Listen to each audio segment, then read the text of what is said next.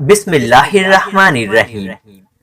اللہ عز و جل نے حضور نبی کریم صلی اللہ علیہ وآلہ وسلم کے نور کو کائنات کی ہر شے کی تخلیق سے قبل تخلیق کیا، اور آپ صلی اللہ علیہ وآلہ وسلم کے نور سے کائنات کی دیگر اشیاء کو تخلیق کیا، اور آپ صلی اللہ علیہ وآلہ وسلم کے نور سے لوح و قلم، زمین و آسمان، جنت اور جہنم، ملائکہ و جن و انس وغیرہ بنائے گئے۔ اس ضمن میں حضرت جابر بن عبداللہ انصاری رضی اللہ تعالی عنہ سے مروی ہے کہ میں نے بارگاہ رسالت مآب صلی اللہ علیہ وآلہ وسلم میں عرض کیا، یا رسول اللہ صلی اللہ علیہ وآلہ وسلم، میرے ماں باپ آپ پر قربان ہوں، مجھے اس کی خبر دیجئے کہ اللہ عز و جل نے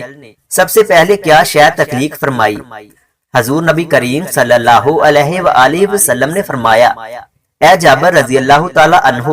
بے شک اللہ عز و جل نے تمام اشیاء کی تخلیق سے قبل اپنے نور سے تمہارے نبی صلی اللہ علیہ وآلہ وسلم کا نور پیدا فرمایا، پس اللہ عز و جل نے جیسا چاہا اسے سیر کروائی،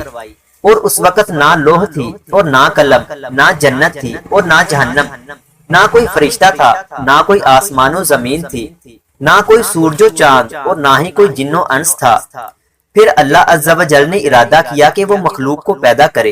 تو اس نے اس نور کو 4 حصوں میں تقسیم کیا۔ پھر اس نور کے ایک حصہ سے قلم پیدا کیا، اور دوسرے حصے سے لوح پیدا کی، اور تیسرے حصے سے عرش پیدا کیا، اور چوتھے حصے کو 4 حصوں میں تقسیم فرمایا۔ اس کے ایک حصے سے عرش کو اٹھانے والے ملائکہ پیدا فرمائے، اور دوسرے حصے سے کرسی کو پیدا کیا جو عرش سے جدا ہے، اور تیسرے حصے سے دیگر ملائکہ کو پیدا کیا۔ پھر اس کے چوتھے حصے کو مزید 4 حصوں میں تقسیم فرما دیا، اور اس کے پہلے حصے سے 7 آسمان پیدا فرمائے، اور دوسرے حصے سے 7 زمینیں پیدا فرمائیں، تیسرے حصے سے جنت اور جہنم کو پیدا کیا، اور اس کے چوتھے حصے کو پھر 4 مزید حصوں میں تقسیم فرما دیا۔ اس کے پہلے حصے سے مومنین کے ابصار کے نور کو پیدا کیا، دوسرے حصے سے مومنین کے قلوب کے نور کو پیدا کیا، اور وہ نور اللہ عز و جل کی معرفت ہے، جبکہ تیسرے حصے سے مومنین کے انس کے نور کو پیدا کیا، اور وہ توحید ہے، یعنی لا الہ الا اللہ محمد رسول اللہ۔